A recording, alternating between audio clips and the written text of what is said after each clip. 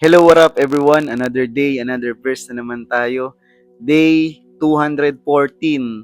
Our verse for today, Isaiah chapter 24 verse 13 to 15. Ilan na lamang ang natitirang tao sa lahat ng bansa sa mundo, tulad ng olibo o ubas pagkatapos ng pitasan.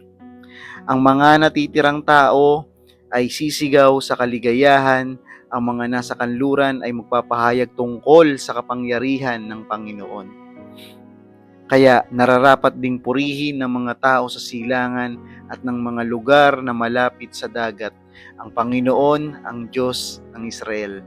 Chapter 24 ng Isaiah, isa sa mga masasabi natin na nakakatakot na chapter dun sa sulat ng Isaiah dahil nakikita natin dito kung paano ang mundo ay nasira at nawasak. Yung tipong unti-unti na siyang nauubos, nasi-shake at nawawala. Nauubos yung mga tao, yung mundo, na para bang, sabi sa verse 13, kaparehas ng puno ng olibo at ng ubasan na kukunti na lang yung natitira kapag katapos ng anihan.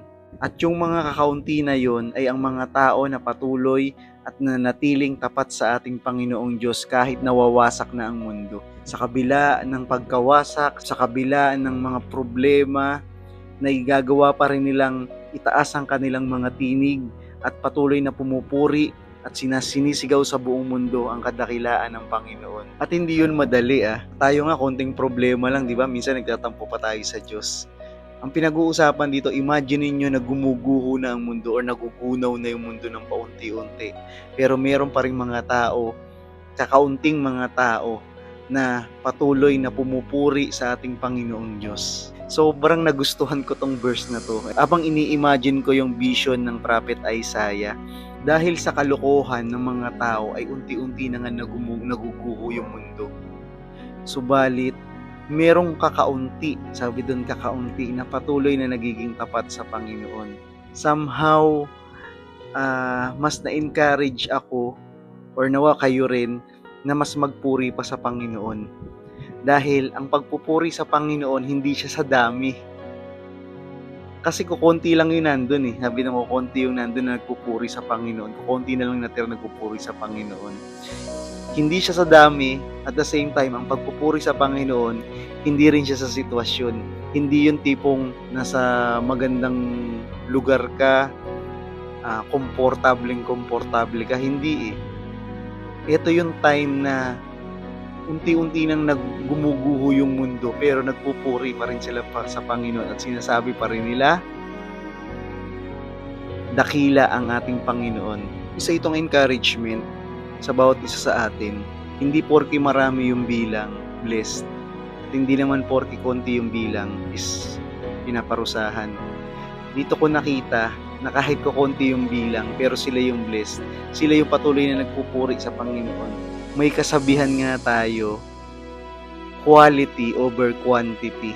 Diba? Aanhin mo yung napakaraming mga tao kung iilan lang naman yung talagang nagpupuri or nananampalataya at nananatiling tapat sa ating Panginoon Diyos. At hindi lang din kapag komportable tayo or ang saya-saya or punong-puno ng kasaganahan yung buhay natin, daming laman ng bank account natin, ang dami nating bahay, dami nating kotse, dami nating ari-arian. Hindi lang dun masarap magpuri sa Panginoon. According dito, even in difficult times, karapat-dapat na purihin ng Panginoon. Honestly, kung ako'y nandun, hindi ko rin alam Pero alam mo yun, yung dito pa lang sa mundo, pag nagkakagulo, di ba talagang nagkakagulo. Parang ang hirap isipin na magpupuri ka sa Panginoon. Ang iisipin mo lagi, ang iisipin mo una, isi-save mo yung sarili mo or isi-save mo yung pamilya mo, di ba? Pero itong kokonti na to, ang tanging iniisip pa rin nila ay patuloy na magbigay ng papuri at pagsamba sa ating Panginoon. Madaling magpuri kapag nasa kasaganahan ka. But the real test of faith is, kaya mo bang magpuri kahit nasa gitna ka ng mga problema at pagsubok sa buhay na ito? Kaya pa rin ba nating sambahin, purihin ng Panginoon kapag dumaraan na tayo sa sitwasyon ng naghihirap tayo or nabibigo tayo sa mga planuhan natin sa buhay?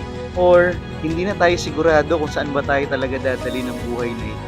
Nawa, kahit anong dumating sa buhay natin, even negative or positive, kahit magunaw na ang mundo, tayo yung manguna pa rin na nagbibigay ng papuri at pagsamba sa ating Panginoong Diyos.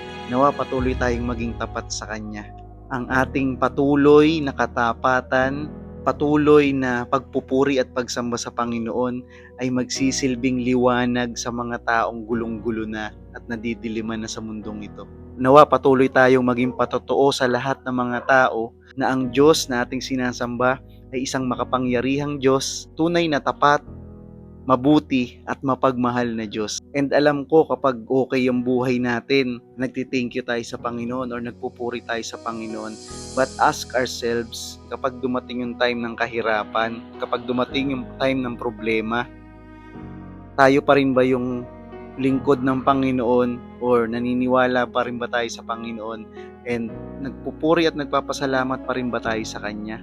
And baka merong sitwasyon sa buhay natin na kesa panghinaan tayo ng loob, kesa mangamba tayo, siguro dapat ipagkatiwala natin ito sa Kanya. Magbago man ang ating kalagayan, magbago man ang ating sitwasyon, laging hindi magbabago ang ating Panginoon. Mananatili siyang tapat.